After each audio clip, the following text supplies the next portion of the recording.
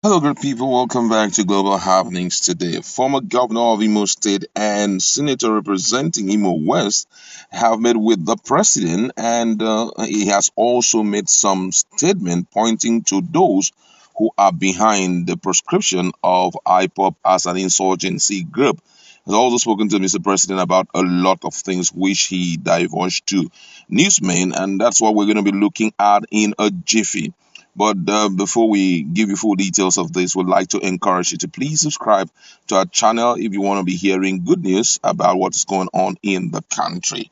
Now, according to the news, the former governor of Imo State, Owele Rochas Okorocha, yesterday met with President Muhammadu Buhari at Presidential Villa Abuja to seek his intervention on his alleged unjust harassment from the Economic and Financial Crime Commission (EFCC). Okorocha, who is a senator representing Imo West Senatorial District, has also accused the people he described as cowards of being behind his ordeal. This is as the proponent of Iberiberism has said that the indigenous people of Biafra IPOB is an insurgency organization accusing some powerful forces in Imo State to have engineered the branding of the group as an insurgency organization. Speaking to State House correspondent after the meeting with President Buhari, Senator Okorocha said he also formally appraised the president on his decision to vie for the 2023 presidential ticket of the All Progressive Congress (APC) in the 2023 elections. He said, I also use this opportunity to intimate Mr. President of what is going on between me and Economic and Financial Crime Commission and the harassment and intimidation that I am getting from the EFCC literally on daily basis, and to inform him that I have court judgment and two court order for different judgment at different forums which stop the EFCC from harassing and intimidating me. EFCC has refused to obey the order. And so I have to inform Mr. President that EFCC should be made to obey the law that established it. And without the law, there wouldn't be an EFCC, and the desperation with which they go about any affair that concerns me should stop. And I reminded Mr. President that recall that some time ago, the EFCC has had claimed that they recovered the sum of 5.9 billion naira from my account, which the court found out to be untrue. In other words, they were biased and they prejudged me. On that basis, the court ruled and ordered that they should not further interrogate and harass me. This has also not been obeyed. The court ordered the EFCC to release my international passport. The EFCC has refused to obey. The court gives damages to me for some 500 million naira for EFCC to pay. EFCC has not paid that. Rather than doing that, on the day of my declaration, EFCC went on the press to announce that I am being prosecuted for some criminal charges of 2.9 billion naira and no more 5.9 billion naira. So I said, as the President of the Federal Republic of Nigeria and one that stands on the side of the law, he should bring these to the attention of the EFCC. And despite the effort by the Office of the Attorney General of the Federation to make the EFCC see reasons and obey court judgment to release my travel document and stop the harassment, they have refused. So I think that is some kind of desperation on the side of EFCC, and I don't know who might be causing this, but it is appropriate that I do let them know of the injustice that is going on with me as regard the EFCC. Ask if reporting the EFCC to the president was to stop the corruption allegation against him. He said that he has not requested President Muhammadu Buhari to stop him from being investigated, but to get the anti-graft agency to obey the law. According to him, one of the duties of the president is to protect the law of the land, and when an issue comes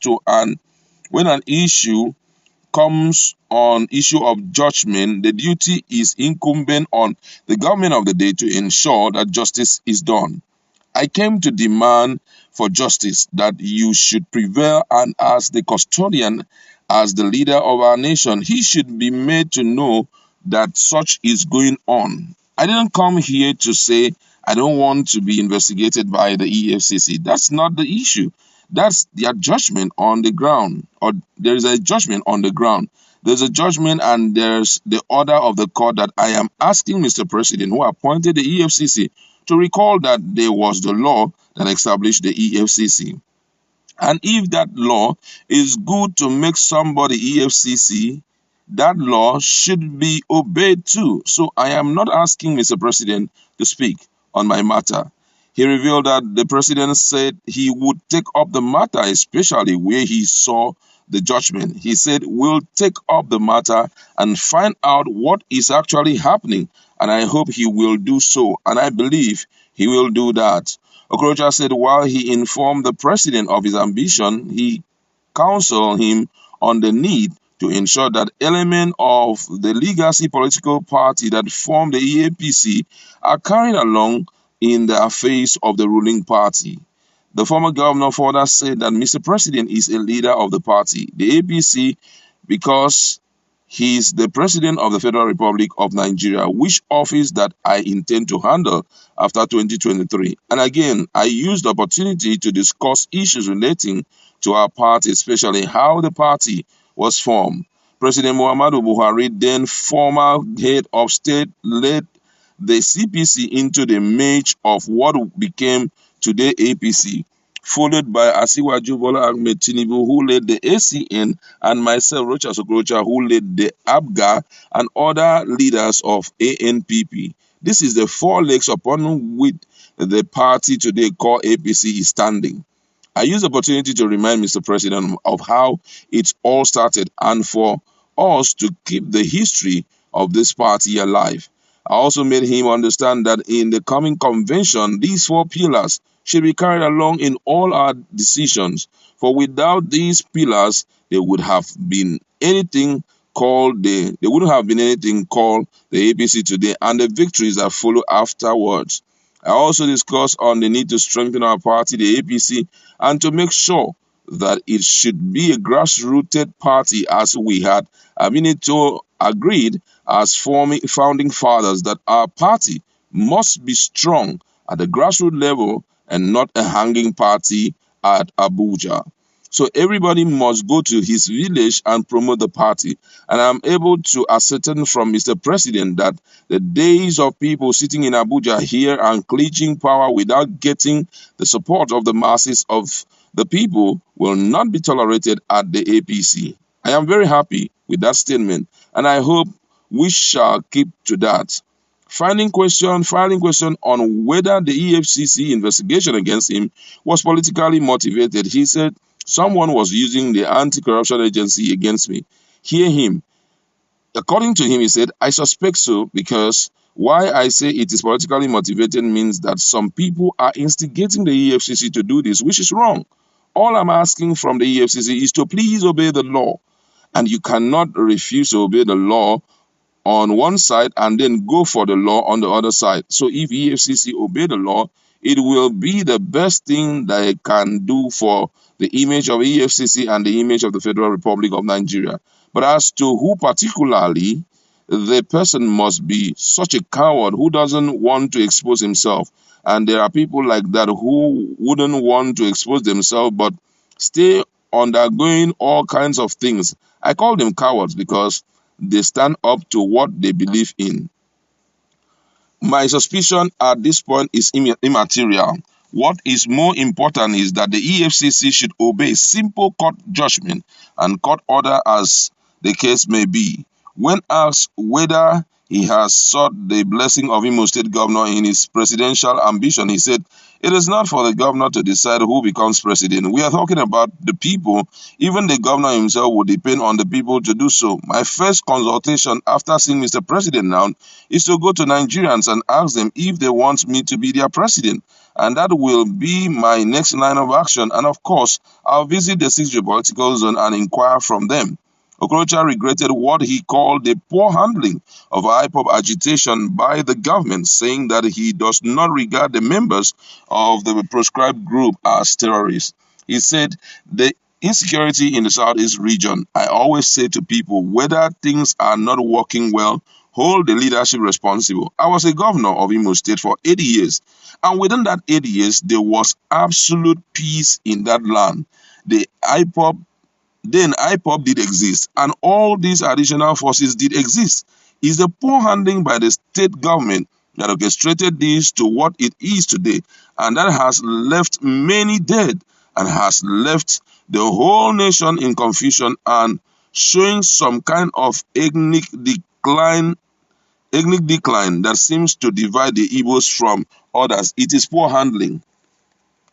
If I had remained the governor of the state at this time, you wouldn't hear what you are hearing. So it is for handling.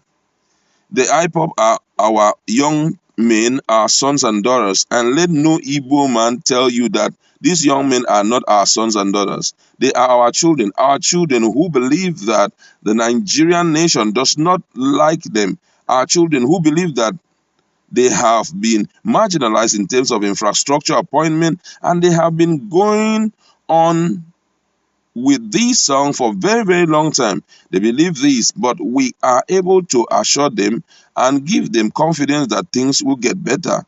But there was absolutely no need to have handled the IPOB matter the way it was handled. In the first place, bringing the Air Force and the Army into the matter, raiding from the air was wrong and completely wrong. Asking the Air Force to take fighter jets to go to war in my senatorial zone in Oluto, fight young men was wrong. Just as it is also wrong for these young men to have gone to the police headquarters and shot and killed people. I don't support any of them either. But what I'm talking about is approach and handling of the major mistake. Today, they have turned out to be like insurgents. But for me, I don't see them as insurgents. I see them as children who have not been properly educated on the happenings.